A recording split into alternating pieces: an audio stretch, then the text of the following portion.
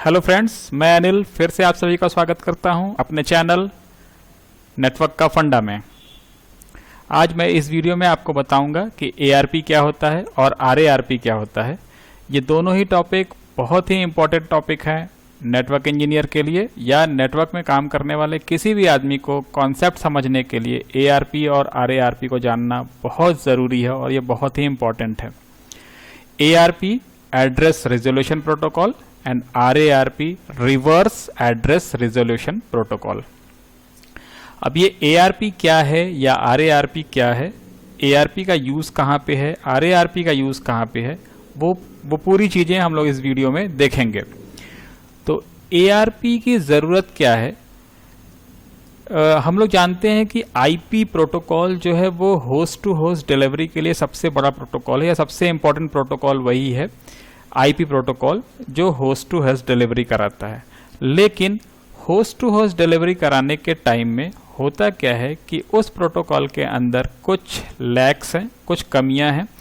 जैसे कि IP protocol के अंदर फ्लो कंट्रोल और एरर कंट्रोल की फैसिलिटीज़ या फीचर्स अवेलेबल नहीं हैं।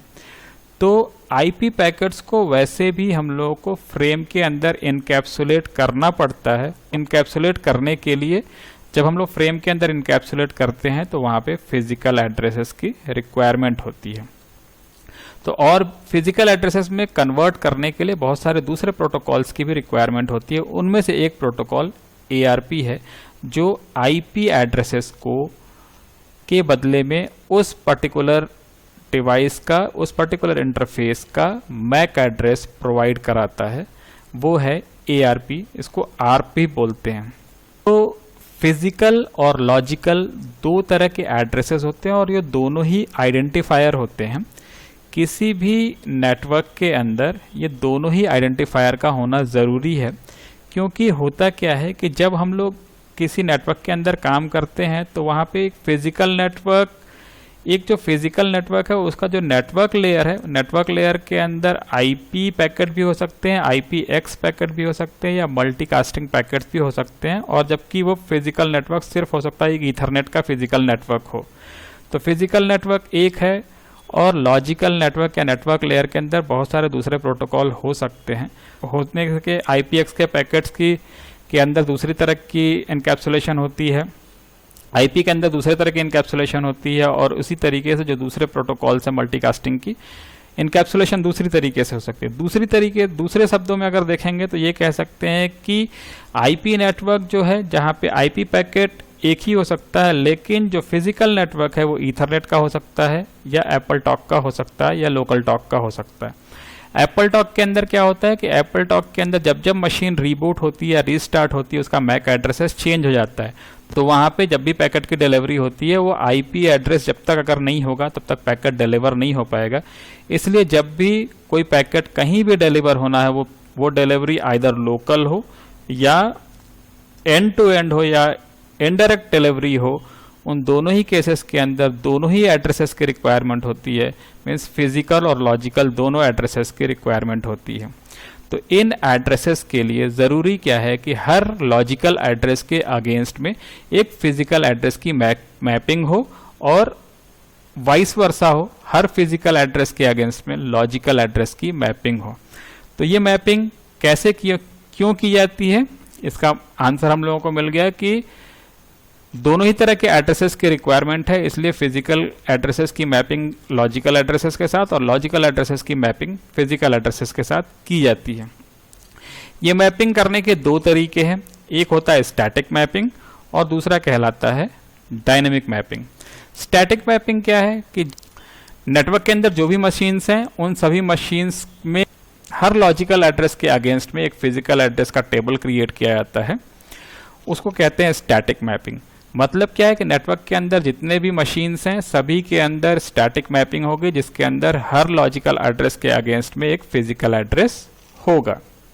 लेकिन इसमें होगा क्या, इसमें बहुत सारे डिफिकल्टीज आ सकती हैं, बहुत सारे प्रॉब्लम्स आ सकते हैं। क्या क्या प्रॉब्लम आ सकते हैं स्टैटिक मैपिंग के दौरान में? स्टैटिक मैपिंग के दौरान में जो सबसे पहला प्रॉब्लम आ सकता है कि नेटवर्क के अंदर जो मशीन लगी होगी वो मशीन का अगर NIC एड्रेस या NIC कार्ड चेंज हो गया तो एनआईसी कार्ड चेंज हुआ मतलब उसका फिजिकल एड्रेस चेंज हो गया, और जैसे फिजिकल एड्रेस चेंज होगा तो वो जो टेबल क्रिएटेड है वो टेबल करप्ट हो जाएगा। दूसरा तरीका हो सकता है कि अगर जो मशीन है वो लोकल टॉक में अगर है, लोकल टॉक में है तो मशीन अगर रीबूट हुई तो उसका मैक एड्रेस चेंज हो जाएगा, और मैक एड्रेस चेंज हुआ मीन्स फिर से वो टेबल करप्ट हो गई। तीसरा प्रॉब्लम ये हो सकता है कि अगर वो जो मशीन्स है वो मोबाइल मशीन है, मीन्स उनको निकाल के कहीं पोर्टेबल हैं, उनको निकाल के कहीं दूसरी जगह का लगा दिया गया, देन उसका मैक एड्रेस वहाँ पे जो नई मशीन लगेगी उसका ही मैक एड्रेस चेंज हो सकता है। मीन्स स्टैटिक मैपिंग उतना यूज़फुल नहीं है और उसमें फेल्योर के चांसेस बहुत हैं और एरर के भी चांसेस हैं, और बार बार इसको इस तरह की मैपिंग को बार बार हम लोग को पीरियोडिकली अपडेट करना होगा, और ये जो टास्क है वो बहुत इजी टास्क नहीं है और नेटवर्क का परफॉर्मेंस इससे बहुत अफेक्टेड होगा।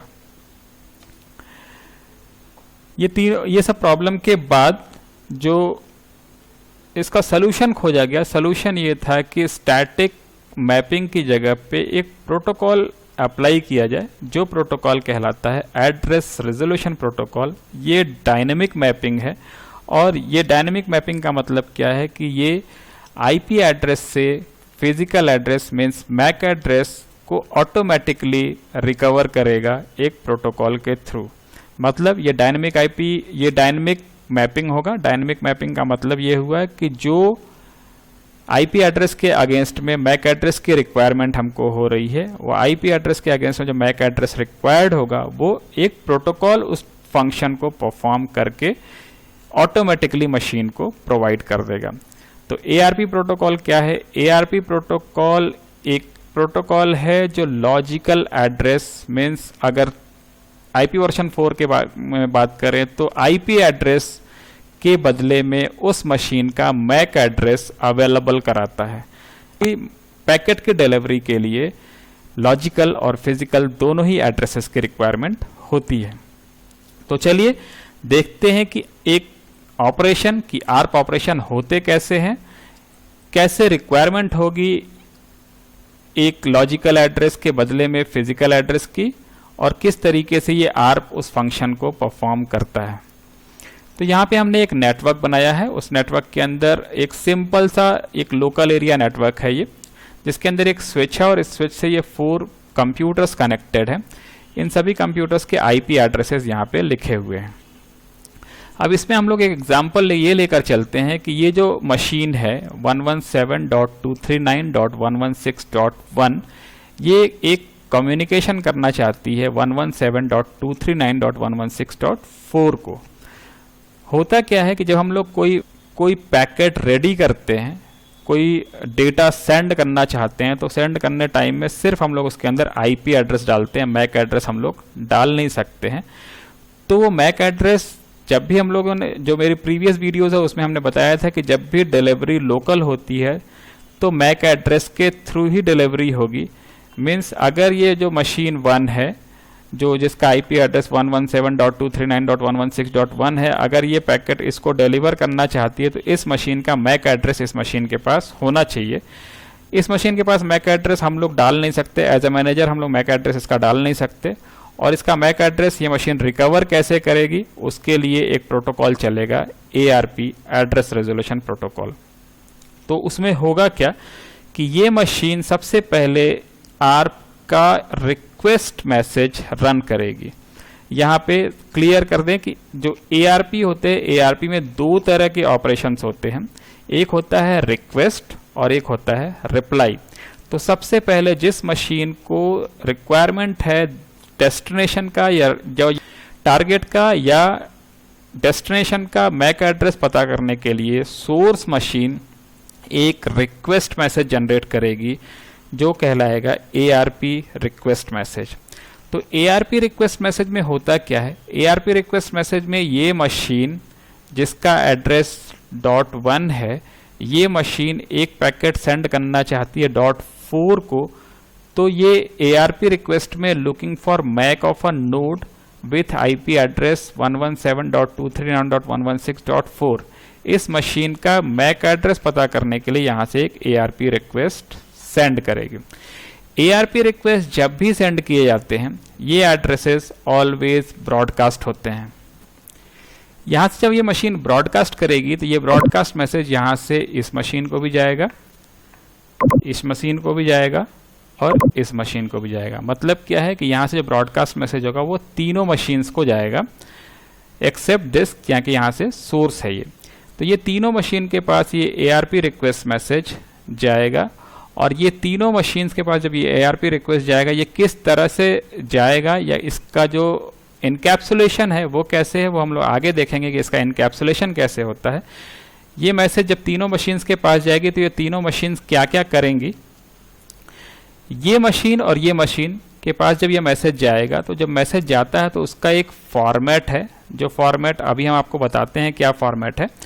उस फॉर्मेट में जब ये पैकेट यहाँ पर जाएंगे तो ये मशीन जिसके अंदर डेस्टिनेशन एड्रेस .4 लिखा हुआ था तो ये मशीन के पास जाएगा, तो ये .3 मशीन ये इस पैकेट को यहीं पे ड्रॉप कर देगी और इसी तरीके से .2 भी उसको यहाँ पे ड्रॉप कर देगी। और ये मशीन जिसका IP एड्रेस उसमें लिखा हुआ था 117.239.116.4, ये देखिए यहाँ पे हमने जो एड्रेस भेजा था या ARP रिक्वेस्ट जो भेजा था उसके अंदर लिखा था 117.239.116.4। तो ये जो 4 वाली मशीन है वो ARP रिप्लाई इसके बदले में जनरेट करेगी और वो ARP रिप्लाई जो होगा वो यूनिकास्ट होगा, मीन्स सीधा यहाँ से इस मशीन को जाएगा। अब इस ARP रिप्लाई के अंदर क्या होगा, ये मशीन जिसका IP एड्रेस इसने लिख के भेजा था इस IP एड्रेस के अगेंस्ट में अपना MAC एड्रेस ARP रिप्लाई में बनाकर यहाँ पर भेज देगा। अब इसमें समझने वाली बात क्या है कि जब ARP रिक्वेस्ट भेजा जाता है तो उसका इनकैप्सुलेशन कैसा होता है वो यहाँ पर समझने की कोशिश करिए। ये जो मशीन जिसका एड्रेस .1 था 117.239.116.1 था, ये मशीन अपना MAC address means source machine का MAC एड्रेस और सोर्स मशीन का IP एड्रेस और डेस्टिनेशन मशीन का MAC एड्रेस इसको पता नहीं है तो ये फील्ड में सब 00 या ब्लैंक रहेगा और डेस्टिनेशन मशीन का IP एड्रेस, ये इसका इनकैप्सुलेशन फॉर्मेट है। इस फॉर्मेट में पैकेट सेंड किए जाएंगे। जो ARP रिक्वेस्ट होगा वो इस फॉर्मेट, इसके पहले इसमें और भी चीज़ें लगेंगी, इसका जो पूरा हेडर है वो हम आपको बताएंगे अभी। तो इस तरीके से सोर्स मशीन का MAC एड्रेस, सोर्स मशीन का IP एड्रेस और डेस्टिनेशन मशीन का जो MAC एड्रेस है वो उसको पता नहीं है, वो ब्लैंक रहेगा या 00 रहेगा और डेस्टिनेशन मशीन का IP एड्रेस लगा के यहाँ से ये सेंड करता है। जो ये मशीन रिप्लाई करेगी तो रिप्लाई में क्या करती है, रिप्लाई में क्या करेगी, ये मशीन अपना MAC एड्रेस यहाँ पे लगा रही है। इसका MAC एड्रेस A4123456BCDE है।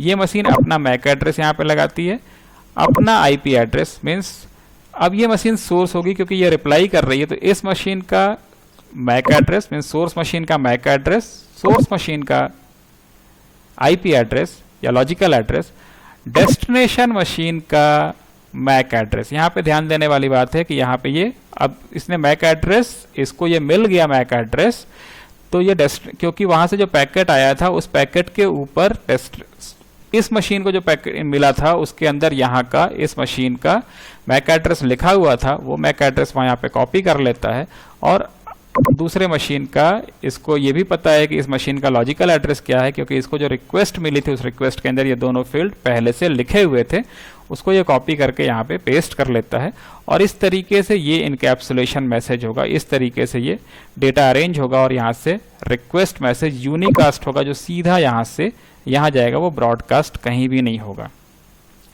अब इसमें होगा क्या कि अब ये मशीन से जब इसको एक इंफॉर्मेशन मिल गया, इस मशीन का जो IP एड्रेस यहाँ पे अवेलेबल था, इसका MAC एड्रेस भी इसको प्रोवाइड हो गया, MAC एड्रेस भी इसको मिल गया, देन ये मशीन अपने कैश मेमोरी के अंदर एक टेबल क्रिएट करेगी जिसके अंदर इस मशीन का जो IP एड्रेस पहले से इसको पता था उसके अगेंस्ट में ये MAC एड्रेस जो A4122356BCDE है इसको यहाँ पे लिख लेगा और ये मैक एड्रेस का जो टेबल है, ये टेबल 20 to 30 मिनट तक सस्टेन करता है और उसके बाद फिर ये डिलीट हो जाता है।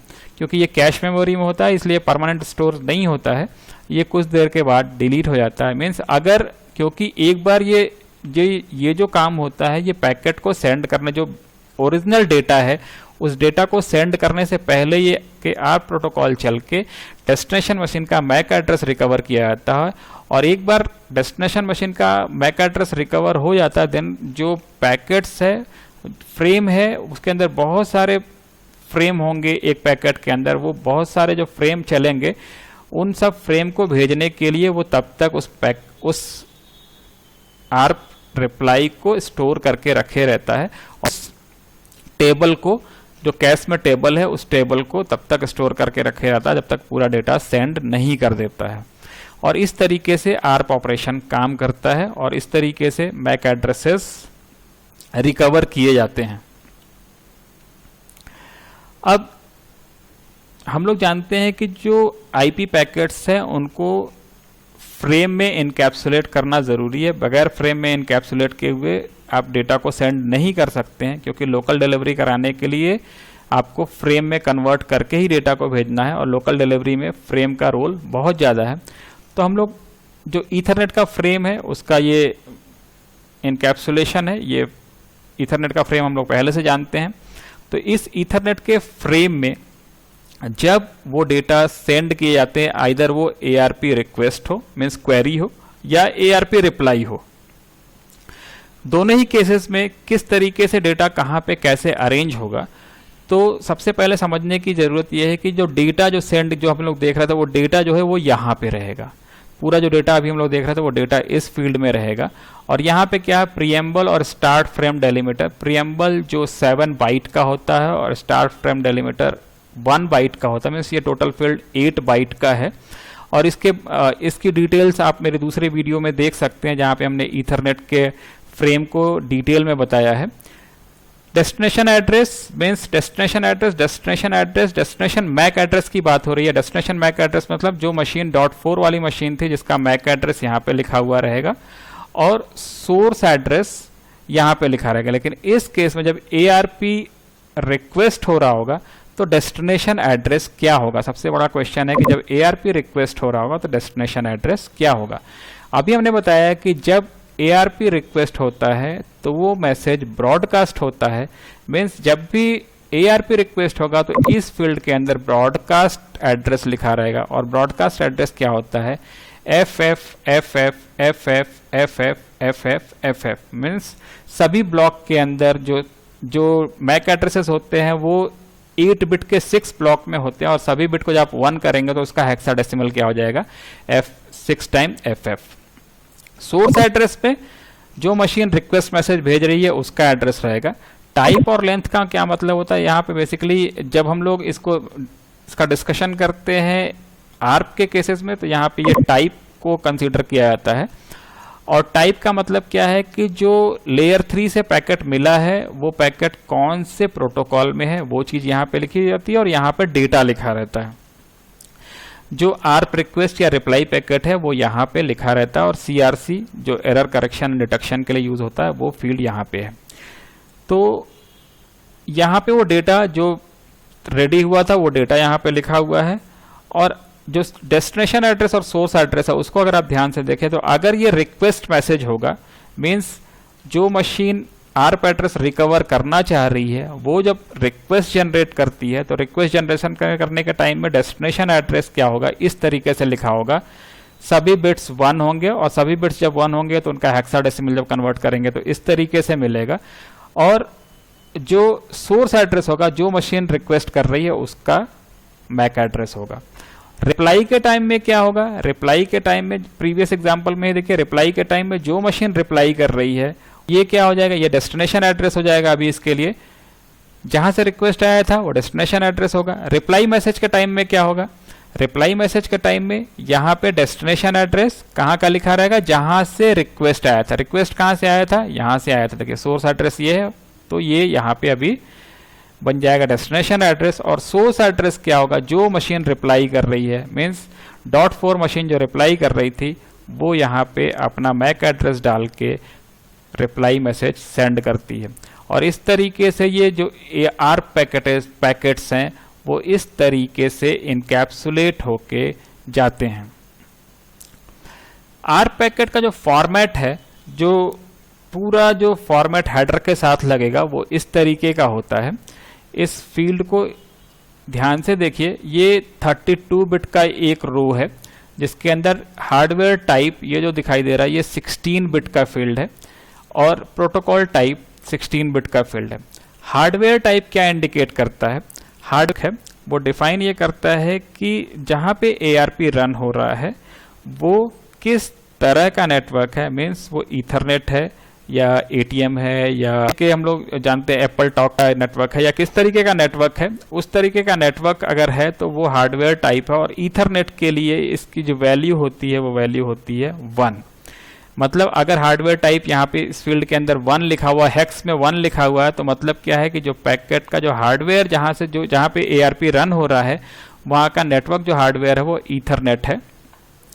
प्रोटोकॉल टाइप मीन्स कि वो IP है, IPX है, मल्टीकास्टिंग है, क्या है वो यहाँ पे डिफाइन होता है। और प्रोटोकॉल टाइप अगर IP वर्जन 4 की बात करें तो IP वर्जन 4 के लिए प्रोटोकॉल टाइप जो होता है वो 800 हेक्स में लिखा जाता है, 800H। ये हार्डवेयर टाइप और प्रोटोकॉल टाइप इंडिकेट करते हैं। हार्डवेयर लेंथ मीन्स जो ये ईथरनेट है या ATM है या जो भी हार्डवेयर का टाइप है उसकी का जो लेंथ है वो बताता है कि इसके अंदर जो एड्रेसेस यूज होंगे, मतलब हार्डवेयर टाइप का मतलब मैक एड्रेस, तो हार्डवेयर का मतलब है मैक एड्रेस और मैक एड्रेस की लेंथ कितना होगा 6 बाइट। तो यहाँ पे उसका लेंथ लिखा रहेगा कि कितने बाइट का एड्रेस यहाँ पे यूज होता है और ईथरनेट के लिए ये वैल्यू होगी 6। प्रोटोकॉल लेंथ है कि जो IP वर्जन 4 के लिए प्रोटोकॉल लेंथ कितना होता है 4 बाइट का होता है, तो यहाँ पे ये लिखा रहेगा वैल्यू इसका 4। यहाँ पे ये जो फील्ड है ये इंडिकेट करता है कौन सा ऑपरेशन हो रहा है, वो रिक्वेस्ट ऑपरेशन है या रिप्लाई ऑपरेशन है। हमने मैसेज, अगर रिक्वेस्ट मैसेज है तो इस फील्ड के अंदर 1 लिखा हुआ रहेगा और अगर रिप्लाई है तो इस फील्ड के अंदर 2 लिखा रहेगा। इसके अलावा यहाँ पे जो ये फील्ड है यहाँ पे सेंडर हार्डवेयर का एड्रेस लिखा रहेगा, मतलब सेंडर मशीन, जो अगर रिक्वेस्ट मैसेज है तो सोर्स मशीन और रिप्लाई मैसेज है तो जिस सोर्स मशीन ने रिक्वेस्ट भेजा जिस रिप्लाई मशीन को वो सोर्स मशीन होगी। तो जहाँ से मैसेज जनरेट हो रहा है वो मशीन का मैक एड्रेस यहाँ पे लिखा रहेगा, यहाँ पे उसी मशीन का IP address, IP version 4 address लिखा रहेगा। याद रखने वाली बात है कि ये ARP की जो बात हो रही है ARP सिर्फ IP वर्जन 4 में चलता है। IP वर्जन 6 में इसकी जगह पे एक दूसरी चीज चलती है, उसके लिए आप IP वर्जन 6 की मेरी वीडियो इसके बाद अपलोड होगी, वहां पे देख सकते हैं। टारगेट हार्डवेयर एड्रेस मतलब अगर यहाँ से रिक्वेस्ट मैसेज जनरेट हुआ है तो जो मशीन के पास रिक्वेस्ट जाना है मीन्स जहाँ से रिप्लाई जनरेट होगा उस मशीन का मैक एड्रेस लिखा रहेगा और यहाँ पे इस फील्ड में उस मशीन का IP एड्रेस लिखा हुआ रहेगा। तो ये R पैकेट का पूरा फॉर्मेट है। तो चलिए, जो प्रीवियस एग्जांपल हम लोगों ने देखा था जहाँ पे पैकेट जनरेट हुए थे एक जगह से दूसरी जगह जाने के लिए, ARP रिप्लाई और ARP रिक्वेस्ट, उस पूरे एग्जांपल को इस फॉर्मेट के अंदर डाल के देखते हैं कि वहाँ पे किस तरह का ARP पैकेट का फॉर्मेट जनरेट होगा। ये 2 मशीन्स हैं, वही दोनों मशीन जिनका एड्रेसेस वहाँ पे जो था 117.239.116.1 और इसका मैक एड्रेस जो वहाँ पे था वही मैक एड्रेस यहाँ पे लिखा हुआ है और इस मशीन का IP एड्रेस .4 और इसका मैक एड्रेस A4123456 BCDE। तो अब ये दोनों मशीन्स के बीच में कम्युनिकेशन हो रहा है। ये मशीन इसको पैकेट डिलीवर कराना चाहती है, मीन्स इसका मैक एड्रेस इस मशीन के पास, इस मशीन का मैक एड्रेस होना चाहिए। तो मैक एड्रेस के लिए ये मशीन अगर सोर्स मशीन है तो ये मशीन एक ARP रिक्वेस्ट मैसेज जनरेट करेगी। अब ARP रिक्वेस्ट मैसेज जनरेट करेगी तो यहाँ पे ये फील्ड हमने आपको बताया था कि ये फील्ड है हार्डवेयर टाइप का। हार्डवेयर टाइप का मतलब कि यहाँ पे जो हार्डवेयर है वो किस तरीके का, वो ईथरनेट का है, तो 0001H यहाँ पे 1 इंडिकेट कर रहा है कि ये ईथरनेट में पैकेट यहाँ से यहाँ तक जाएंगे। यहाँ पे हमने बताया था कि ये बताता है प्रोटोकॉल टाइप को। प्रोटोकॉल टाइप का मतलब 800 लिखा हुआ मतलब ये IP वर्जन 4 पैकेट है, IPv4 पैकेट है। यहाँ पे बताया था हमने कि ये हार्डवेयर का लेंथ बताता है। लेंथ का मतलब क्या है कि जो भी हार्डवेयर टाइप यहाँ पे है, अगर ईथरनेट है तो ईथरनेट में जो मैक एड्रेसेस है वो कितने बाइट के होते हैं, तो 6 बाइट के होते हैं, तो यहाँ पे ये 6 लिखा हुआ है। इसी तरीके से यहाँ पे ये जो फील्ड है ये बताता है protocol length. Protocol length means IP version 4, यहाँ पे जो प्रोटोकॉल टाइप था आईपी वर्जन 4 था, तो उसमें जो लेंथ होता है वो 4 बाइट का होता है, तो यहाँ पे ये 4H लिखा है। याद रखने की बात है ये 0, ये हेक्साडेसिमल में, ये भी हेक्साडेसिमल में, ये भी हेक्साडेसिमल में, ये भी हेक्साडेसिमल में है। इसके बाद यहाँ पे ये जो चीजें लिखी हैं ये इंडिकेट करता है कि ऑपरेशन कौन सा हो रहा है। अगर ये रिक्वेस्ट मैसेज है तो 0001 लिखा होगा, और अगर ये एक रिप्लाई मैसेज है देन 0002 लिखा हुआ होगा। ये भी एक हेक्स वैल्यू है। इस तरीके से ये ऊपर के फील्ड्स डिनोट हो गए। यहाँ के फील्ड्स पहले हमने डिस्कशन कर लिए थे कि यहाँ पे सोर्स मशीन का मैक एड्रेस, देखिए ये मशीन का मैक एड्रेस जो यहाँ पे लिखा है वही मैक एड्रेस यहाँ पे लिखा हुआ है। सोर्स मशीन का आईपी एड्रेस, इस मशीन का आईपी एड्रेस यहाँ पे लिखा हुआ है। अब डेस्टिनेशन, चूंकि ये एआरपी रिक्वेस्ट है तो एआरपी रिक्वेस्ट के टाइम में क्या होगा, डेस्टिनेशन मशीन का मैक एड्रेस हमको नहीं पता है, तो डेस्टिनेशन मशीन का मैक एड्रेस नहीं पता तो ये फील्ड पूरा 0 रहेगा, या इसको बोलेंगे ये फील्ड ब्लैंक रहेगा। और डेस्टिनेशन मशीन का आईपी एड्रेस, और ये पूरा मैसेज इनकैप्सुलेट होके फिर जब जाएगा तो वहाँ पे जो डेस्टिनेशन एड्रेस लिखा जाएगा इनकैप्सुलेशन के टाइम में, जो हमने आपको बताया था ईथरनेट फ्रेम में, वहाँ पे डेस्टिनेशन एड्रेस FF हो जाएगा। इसी तरीके से जब ये मशीन रिप्लाई करेगी तो रिप्लाई करने के टाइम में ये मशीन भी कौन से प्रोटोकॉल टाइप में है या कौन से हार्डवेयर टाइप में है यहाँ से पता चलेगा। हार्डवेयर टाइप इसका भी वही दिखाई दे रहा है 0001, मीन्स यहाँ से जो हार्डवेयर टाइप है इसका वो भी ईथरनेट है। 0800 ये इंडिकेट कर, ये फील्ड इंडिकेट करता है प्रोटोकॉल टाइप को, तो प्रोटोकॉल टाइप यहाँ पे भी आईपी वर्जन 4 है। और ये वाला फील्ड इंडिकेट करता है, जो यहाँ फील्ड है वो इंडिकेट करता है कि हार्डवेयर लेंथ क्या है। हार्डवेयर लेंथ का मतलब यहाँ पे जो ईथरनेट हार्डवेयर था उसका लेंथ, उसमें एड्रेस कितने बिट का हो रहा है, 6 बाइट का, ये इंडिकेट हो रहा है। ये 800 इंडिकेट कर रहा था कि आईपी वर्जन 4 में है, तो यहाँ पे प्रोटोकॉल लेंथ मतलब आईपी वर्जन 4 का जो लेंथ है वो 4 बाइट, वो यहाँ लिखा रहता है। यहाँ पे ये जो फील्ड है वो इंडिकेट कर रहा है 0002, क्योंकि ये एक आर्क रिप्लाई जनरेट कर रहा है, और रिप्लाई के लिए ये वाला फील्ड हो जाएगा 2। यहाँ पे रिक्वेस्ट था इसलिए 1 था, यहाँ पे रिप्लाई है इसलिए ये 2 है। और सिमिलरली अब क्या होगा, इस मशीन का यहाँ पे मैक एड्रेस लिखा रहेगा, क्योंकि अब ये सोर्स मशीन ये हो जाएगी, ये मैसेज रिप्लाई कर रही है, मीन सोर्स मशीन ये है, तो इसका जो मैक एड्रेस यहाँ पे लिखा हुआ है वही मैक एड्रेस यहाँ पे आ गया। इस मशीन का आईपी एड्रेस यहाँ लिखा हुआ, वो आईपी एड्रेस यहाँ पे आ गया, सोर्स मशीन का मैक एड्रेस और आईपी एड्रेस, और डेस्टिनेशन मशीन का मैक एड्रेस और आईपी एड्रेस यहाँ पे लिखा रहेगा। इस तरीके से एआरपी रिक्वेस्ट और एआरपी रिप्लाई मैसेजेस पैकेट में इनकैप्सुलेट होते हैं। इसके बाद जो अगला प्रोटोकॉल है वो रिवर्स एड्रेस रिजोल्यूशन प्रोटोकॉल है। RARP प्रोटोकॉल क्या है? RARP प्रोटोकॉल ARP प्रोटोकॉल का रिवर्स है। रिवर्स का मतलब क्या है? ARP प्रोटोकॉल के अंदर क्या हो रहा था कि IP एड्रेस पता था और मैक एड्रेस पता करना था, तो वहाँ पे जो मैपिंग हो रहा था वो IP एड्रेस के साथ मैक एड्रेस का हो रहा था। यहाँ पे क्या होगा, मैक एड्रेस के साथ IP एड्रेस की मैपिंग होगी। अब क्वेश्चन उठता है कि RARP कहाँ यूज होता होगा या क्यों यूज होता होगा।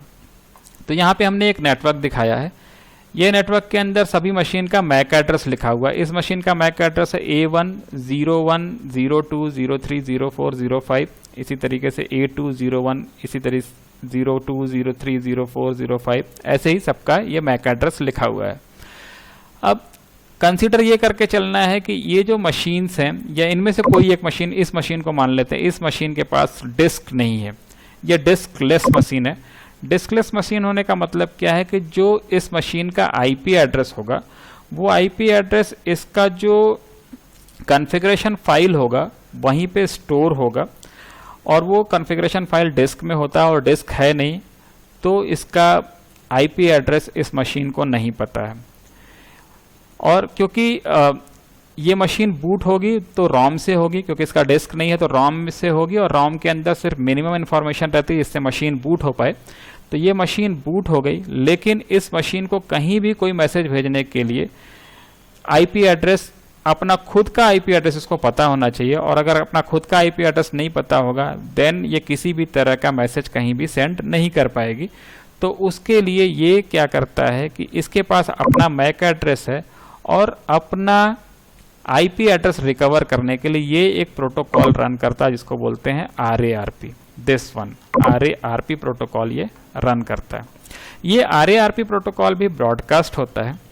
अब ये क्वेश्चन उठता है कि ये ब्रॉडकास्ट होगा तो कहाँ जाएगा ये पैकेट, तो ये ब्रॉडकास्ट किसको करेगा। तो ये एक छोटा सा जो लैन बना है, इसमें अगर RARP कंडीशन फुलफिल करानी है तो इन सभी मशीन के अंदर ये मशीन जो RARP मैसेज का रिक्वेस्ट जनरेट करेगी, इस मशीन के अंदर RARP क्लाइंट प्रोग्राम होना मैंडेटरी है, और जो मशीन RARP का रिक्वेस्ट को रिप्लाई करेंगी उन मशीन के अंदर RARP सर्वर प्रोग्राम चलना ज़रूरी होता है। तो होता क्या है कि अगर इस तरह का कोई नेटवर्क है तो सभी मशीन के अंदर कौन सी मशीन डिस्कलेस है उसके अंदर क्लाइंट चलाना होगा, और बाकी मशीन के अंदर जिनके अंदर RARP सर्वर इंस्टॉल है वहाँ पे एक टेबल होगा। जैसे ये एक RARP रिक्वेस्ट भेजेगी, RARP का रिक्वेस्ट भी वैसा ही होगा जैसे ARP रिक्वेस्ट था। RARP का रिक्वेस्ट जब ये पहुंचेगा तो ये मशीन्स अपने टेबल से उस एड्रेस को, जो मैप होगा उस एड्रेस को चेक करेंगी, और उसके इस मैक एड्रेस के अगेंस्ट में जो भी आईपी एड्रेस जहां भी अवेलेबल होगा वो इसको डिलीवर करा देंगे। लेकिन इसमें होता क्या है कि जब ये मशीन पैकेट को ब्रॉडकास्ट करती है तो ब्रॉडकास्ट करने के समय मैक एड्रेस वही FFFF लिखती है। तो उस कंडीशन में ये जो ब्रॉडकास्टिंग होगी वो ब्रॉडकास्टिंग सिर्फ इसी नेटवर्क के अंदर हो सकती है। अगर ये इसका जो मैपिंग एड्रेस है वो किसी दूसरे नेटवर्क के अंदर अगर अवेलेबल हो गया या सबनेटिंग करके रखी गई होगी तो वहाँ पे ये रिक्वेस्ट सेंड नहीं हो पाते, ये रिक्वेस्ट वहाँ पे रीचेबल नहीं होते हैं। तो उस कंडीशन में RARP फेल हो जाता है। यही एक रीज़न है, या इस रीज़न की वजह से RARP आज की डेट में लगभग ऑब्सोलीट हो चुका है, और इसकी जगह पे जो दो मेजर प्रोटोकॉल हैं BOOTP और DHCP ने इसकी जगह ले ली है। तो DHCP या और BOOTP जानने के लिए मेरे आगे की वीडियोस आप देखिएगा, जहां पे हम DHCP और BOOTP के बारे में आपको बताएंगे। तो ये था ओवरऑल ARP और RARP के बारे में। इस वीडियो में इतना ही, मिलते हैं अगले वीडियो में। Till then bye and take care.